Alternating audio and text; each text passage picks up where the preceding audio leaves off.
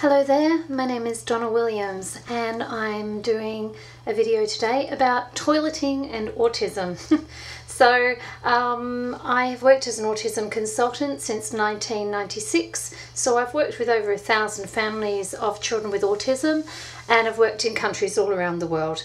So what I've come across is many different types of issues that underlie toileting problems, and that's from people who are late doing toileting, say maybe 3 years old, 4 years old and not toileted yet, right up through middle childhood, and adults who are not fully toileted or have bedwetting issues or are doubly incontinent or poo smearers. So I've had clients as an autism consultant with the full range of toileting dramas. My own background is that I was diagnosed as psychotic when I was 2 years old in 1965, and in the 1960s autism was considered childhood psychosis. So essentially society believed that people with autism were essentially mad, and if you were mad when you were 2, they didn't hold up much hope about things.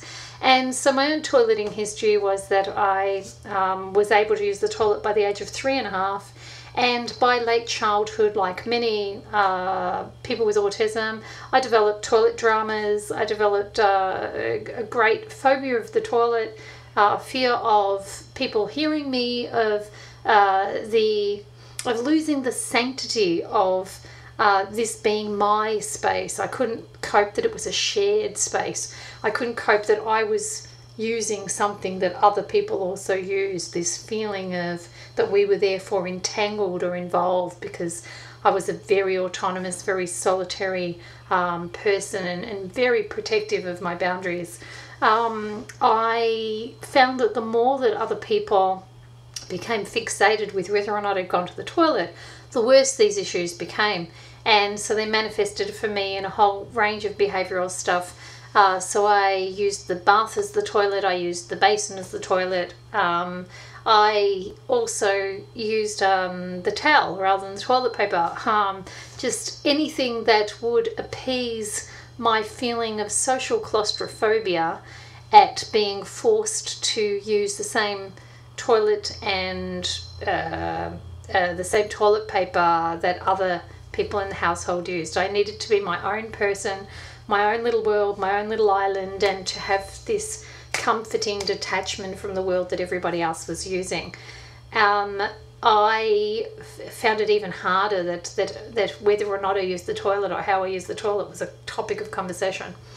And so when these things progressed, I was going to go to the toilet in the backyard, but I also was, by sort of 12-ish, I was peeing in my room, and this meant that the cat had peed in a beanbag up there, and then I realised that I could actually pee in my room, so I started peeing on the floor and then covering it with a rug and watching it sort of soak away. And I had this feeling of great reassurance as a result of this territorial pride, the feeling that I was surrounded by my own smell, that nobody could take this away, that nobody could invade this, that they couldn't control this, and that I'd created my own toilet.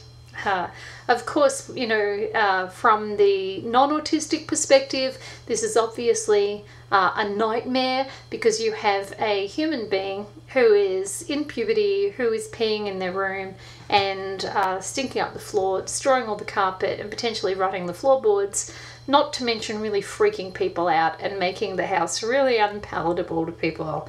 So I can understand the wider human perspective, but at the time, in my world, in my autistic world, this made great sense. So that's some of the foundations I had to later facing similar issues in other families. I also had been a bedwetter in late childhood, and so I'd been through that side of things. And as an adult, I had a great distress of people hearing me going to the toilet. So I would, I'd go and mimic other people's noises when they were using the toilet, and this made me feel, I guess, some kind of power over the whole thing.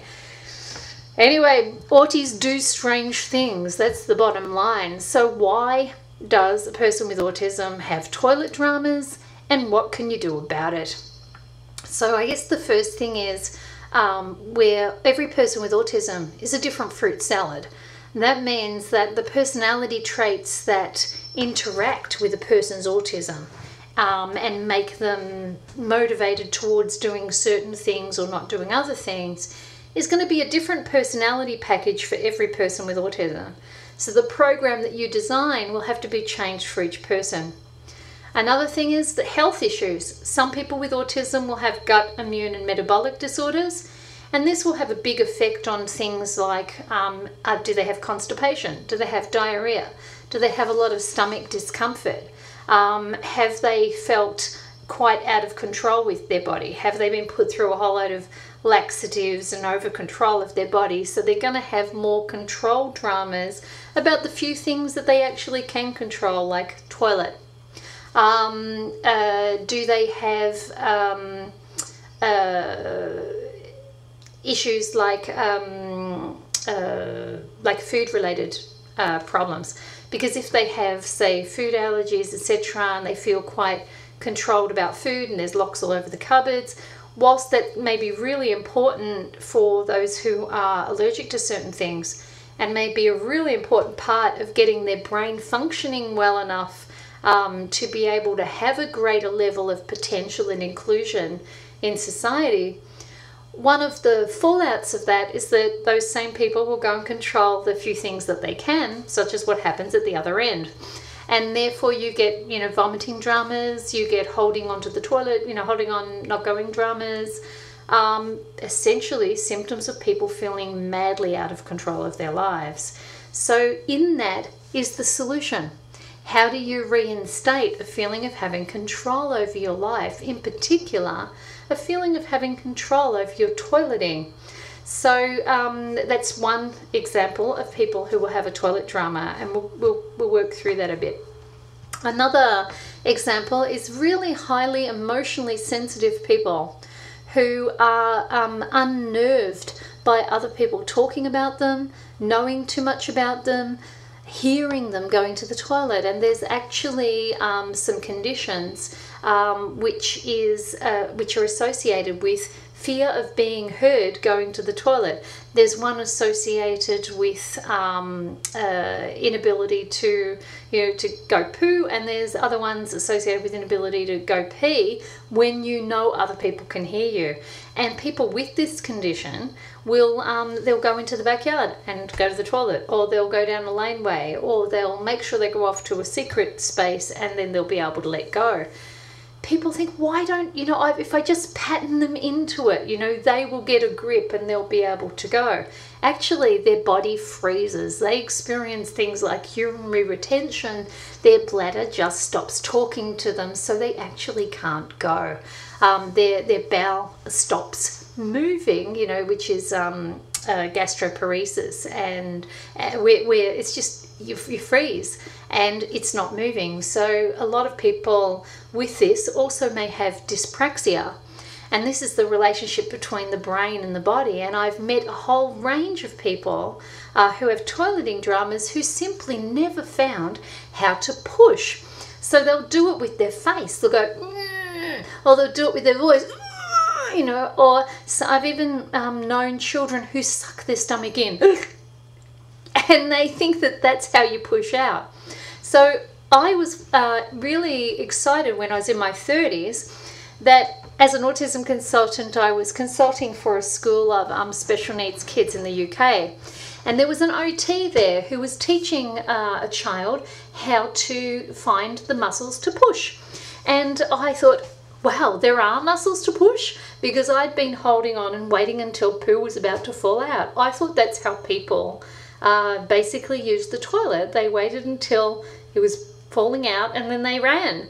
So it didn't occur to me, that we actually had some kind of volition over this, even though in late childhood people had been, well, my mother had been, you get back in there, you haven't gone, you go again, as if it would naturally occur to me to find the muscles associated with pushing. And so how I saw this OT doing this essentially was blowing on the back of your own hand. So if you get your hand and you put it to your mouth really tightly and then blow really hard on the back of your hand like this, guess what? Your bum opens up. Did you feel it? Try it again.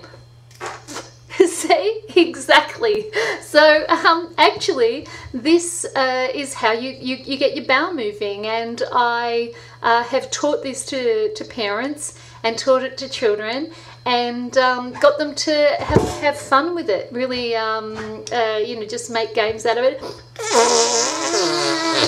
you know, make some noises out of it, and then they find that they, you know, they can more easily go to the toilet because they've been able to start pushing some stuff along. Another thing about pushing things along is the best way to poo is not actually sitting down. It's much harder to find those muscles when you're sitting down than when you're standing up.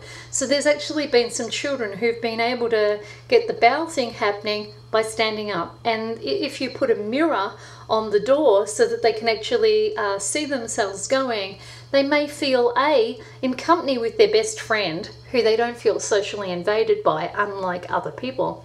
And B, they get visual control over what's going on. It's not just some weird process going on in their body, and many of them are dissociated from their body. They don't want to know anything about what's going on with it. If it's having needs, they cut off.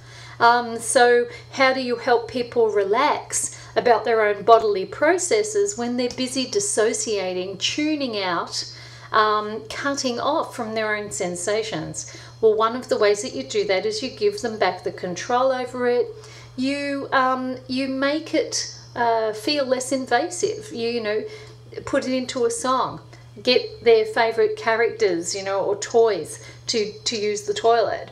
So it's not about them. Let them be with their own reflections so they feel they can close the world out because they're with the person that they trust most.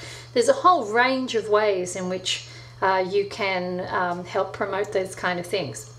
On a physical level, there are many things that will actually stop your bowel, the peristalsis in your bowel, the movement of poo throughout your bowel, and stop it coming out the other end. And we're talking about things like celiac will damage the little villi, the things that move poo along the bowel. It flattens them out and stops the movement. So then you get chronic constipation, as well as essentially a starvation of those nutrients to the brain and for general health. So untreated celiac can be one of the causes of both constipation issues and diarrhea issues in different people. Another one is magnesium deficiency. So when people are deficient in magnesium, they'll have very poor peristalsis in the bowel, and so poo won't be moving along, and they'll deal with things like constipation. Liquid magnesium, and you take too much of it, will give you diarrhea. So you can see why a lack of it will mean that you don't have enough peristalsis, and then too much of it means that you've sped up that peristalsis and it's going to come flying out the other end. Allergies. Allergies will tax the body a lot. I have allergies to all the wheat family, so I live on essentially a celiac diet. I'm allergic to all legumes, so I live on a diet that's free of soy, peanuts, and all beans and peas of all kinds. I'm allergic to all the cow's milk products, and I'm salicylate intolerant. And so when you have allergies or autoimmune problems, you're using up a lot of your vitamin C.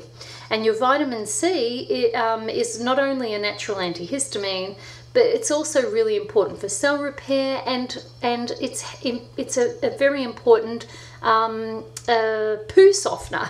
So if you take extra vitamin C and water, essentially you'll get softer poo and will be able to move through better.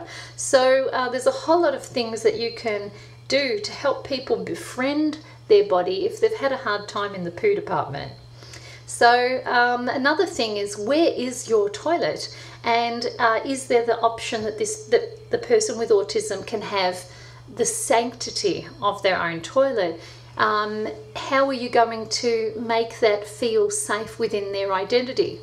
What colours do they feel safe with? What kind of, do they have a mirror on the door so they feel in the company of themselves? Is there some music in there, some way that they can relax and feel safe and not controlled by other people and just staying in their sitting long enough to be able to go to the toilet? Is there an option to give them a commode in their own room so that these territorial little cat people feel like, you know, the dog people world is not watching, waiting, wanting with their wagging tails and their high praise to draw attention to the sanctity of their toileting? Because we're not all excited by fuss, gush, praise. That works great for people who love attention and admiration, and not everybody's motivated that way. Some of us will just keep trying to dissociate and fob off the social invasion of that sort of traditionally ABA style. And exposure anxiety is one of the biggies when it comes to toileting.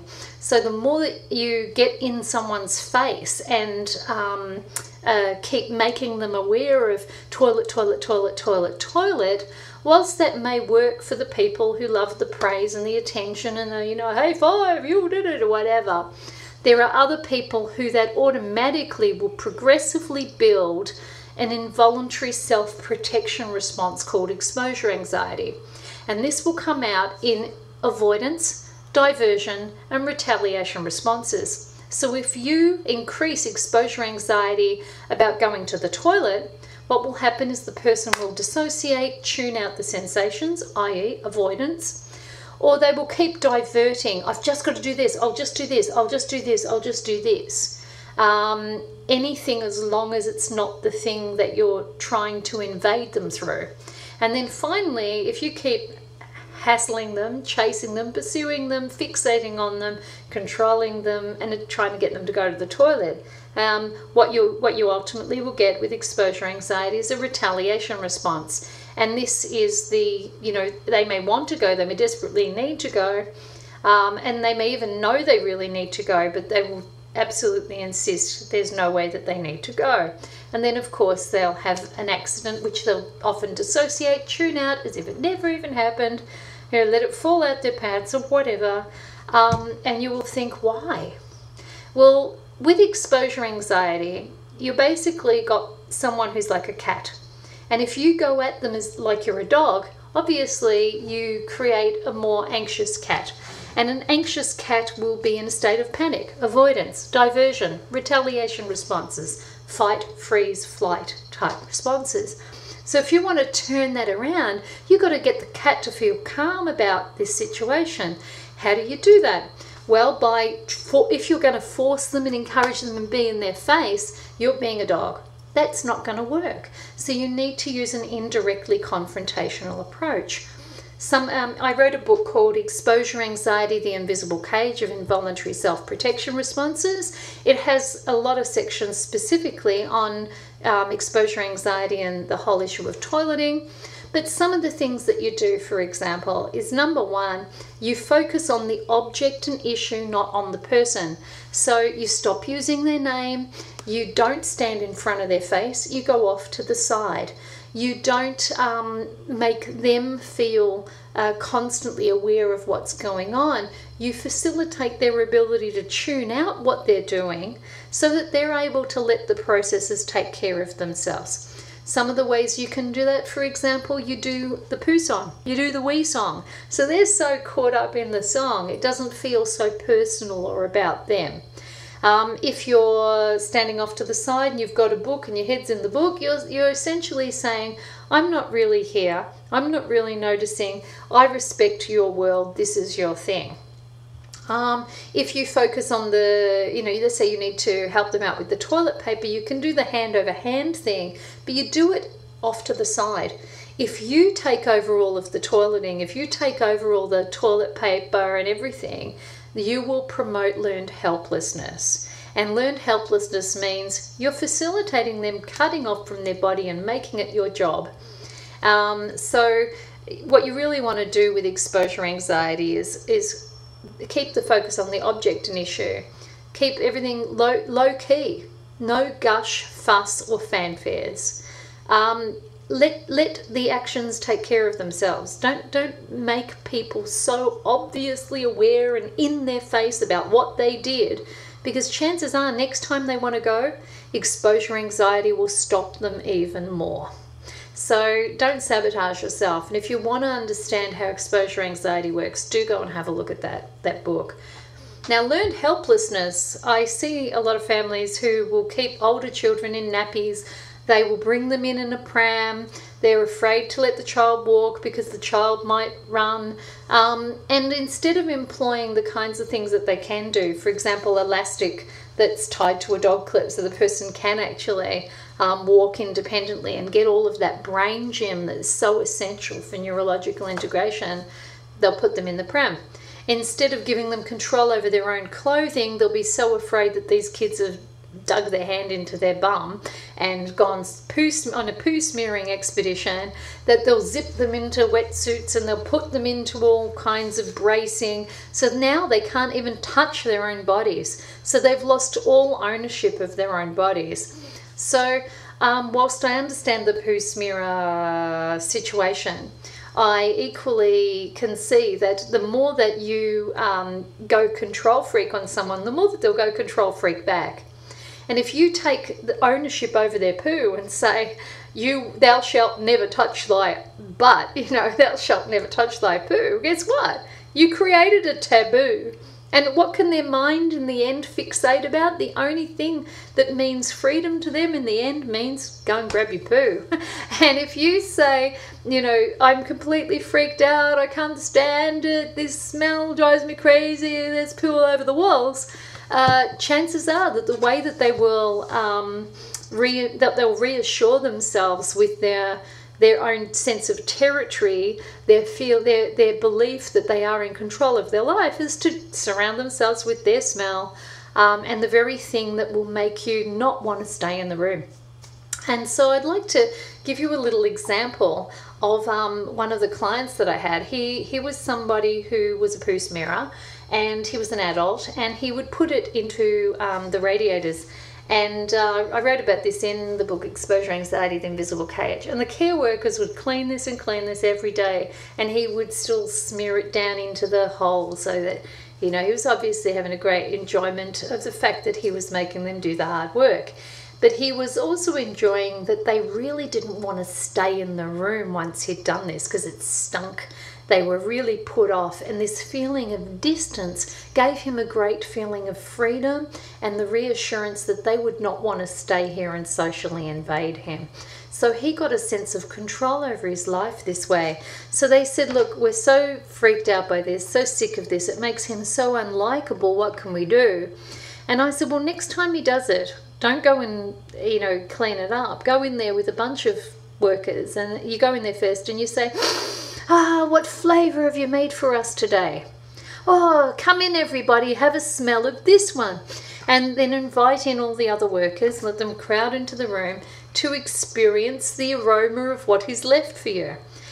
Because as a result of this, he will be so freaked out that what was meant to be a means of making you uncomfortable and getting rid of you has turned into a social invitation that he will not feel as motivated to do this again. And within a week, the smearing had stopped. So I've used this strategy a number of times across a whole range of different behavioural issues. And it's in the book Exposure Anxiety, The Invisible Cage. But it gives you some example about the whole poo smearer drama. So essentially, if the more that you control, the more you will get counter control. The more that you hate this stuff, the more the person will probably keep doing it. And if it's reached a really obsessive level, the person's going to get an emotional high out of doing this. And the only thing that's going to turn that around is knowing what's really going to put them off. And for a lot of these people, this is a territorial action. And there is nothing that puts them off more than finding that their territorial action actually invites people. So whilst it may sound insane to go in there and act as if you enjoy this and actually invite more people in to play this game, you may find that actually takes the wind out of their sails, and when they go to do it again, they become nervous that this is the key to inviting everybody to invade them more. So I say that because you can, if you look at what happens to people who have that level of problem, or sometimes they'll end up in institutions because of that behaviour. They'll lose their place within the family. It'll cause huge family distress, contribute to things like family breakup. It's really taxing on people's whole clean-up time, on all the siblings who can't invite anybody to the house, and it totally self-sabotages the opportunities of that person for the future. Now, when it comes to learned helplessness, I was talking before about don't take over everything for the person. If you've got someone who is older and in nappies, why are you, don't take them onto this nice, soft, cozy bed in your bedroom to change their nappy. They are not 6 months old. They are going to have to, they want to do it in a nappy, or they're incontinent, they're going to have to change that themselves. So, number one, you don't reward them for going in a nappy by putting them on a nice, warm, cozy bed to do it. And what you do is they get changed on the floor when they have got the, and it's hand over hand, and they have to assist you in taking the nappy off, and preferably the bathroom floor, because this is where the toilet related smells belong.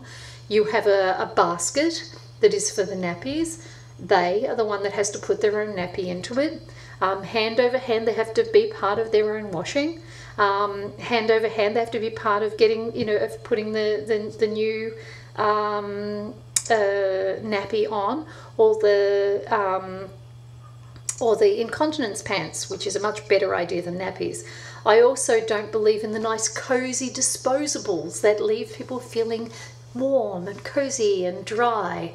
And we have adults with fetishes who enjoy this stuff, and we have auties who enjoy controlling their carers and ensuring that their carer can never leave them because they aren't capable of using the toilet.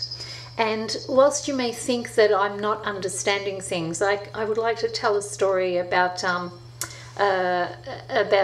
working with an adult who essentially would sign that they needed the nappy put on. The parent would put the nappy on, the adult would go in the nappy and then sign they were finished. And this is within about 30 seconds of them having the nappy on. Then the parent would take the nappy off them and clean them up. Now, if somebody is capable of all of that, they are capable of using the toilet. Now, this was somebody who continually gave up all their skills the more that the parent behaved like super parent. And if you actually go and look up dependent personality disorder, these are people who will regress and invest in baby-like behaviours, particularly when they've had a new sibling and they want to compete by being the baby again. And they will try to control the carer because their fear is that if they were independent, the carer would move on and get a life. And so the way that they make sure that they maintain their powerful role is to refuse to take over these behaviours. It's also the case that the more skilled the carer is, the more super mum or super dad or super carer that the carer is, the worse that dependent personality disorder becomes. And I've had great success in teaching parents to behave as if they have dementia, to get the job wrong, to if they're going to do the wiping, leave some there. If they're going to put the underpants on, put them on backwards. Let the person get annoyed with you. Let them help you, assist you in getting it right, because that's the only way they're going to get back into the ownership over their own life and the ownership over their own body. The thing about changing someone on the floor, and why you would change an older child or an adult on the floor and insist on getting them to hand over hand be part of their own changing, is because it's about good cop, bad cop. If they have demonized the toilet and seen the toilet as something that isn't them, it doesn't appeal to them, because it will mean the loss of their control over the carer.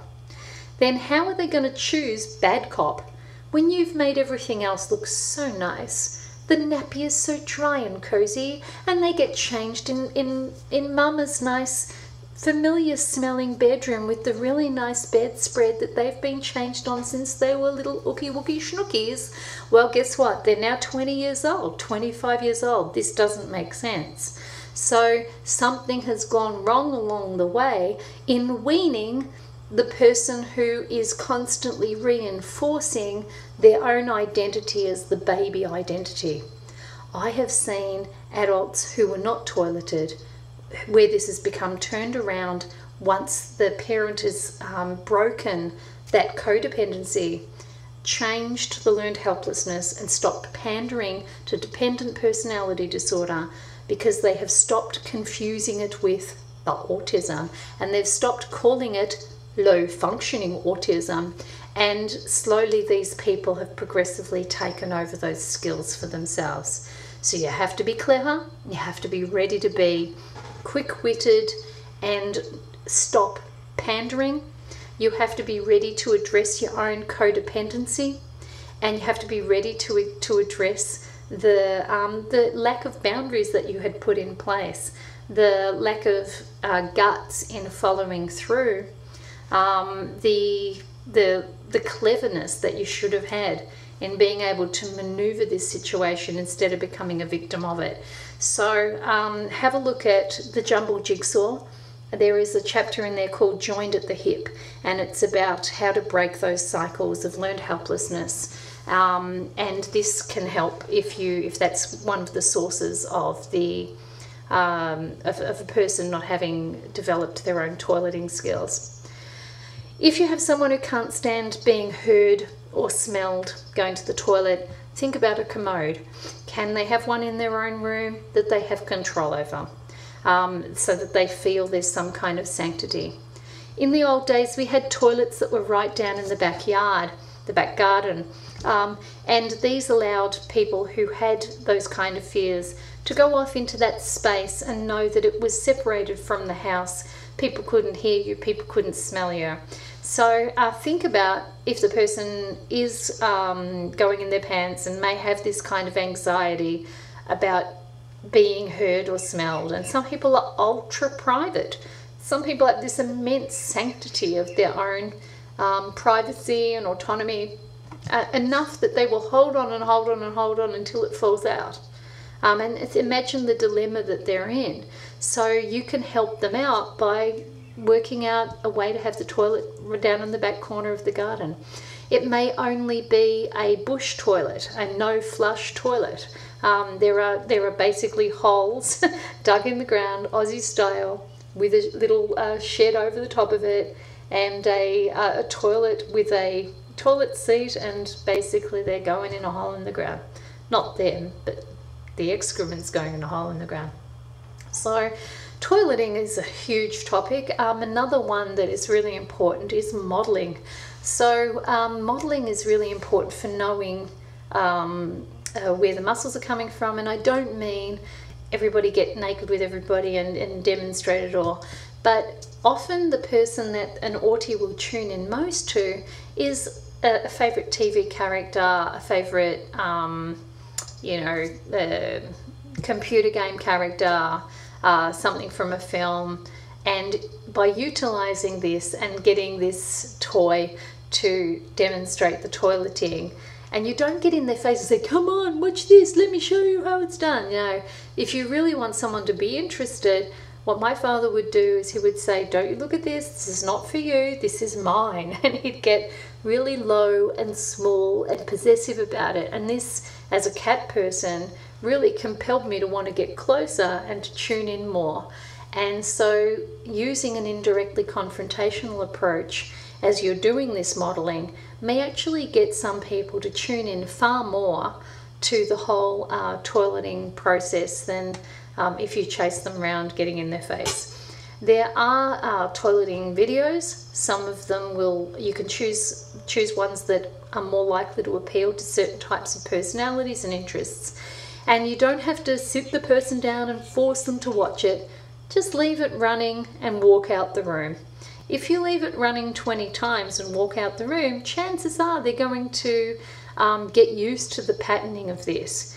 If you get too in their face and pursue them with it, chances are they're going to tune that stuff out and they're going to swing against it. So think about the wide diversity of autism, the wide diversity of issues relating to toileting, how it interacts with personality, how it interacts with environmental approaches, and how it interacts with health. So there's a whole lot of very different factors that come together that will make those kind of differences. There isn't a one-size-fits-all type of advice. And certainly as an autism consultant, I can help people to create a program that is molded specifically to the person that they are living with or working with, and that's ultimately always the best way.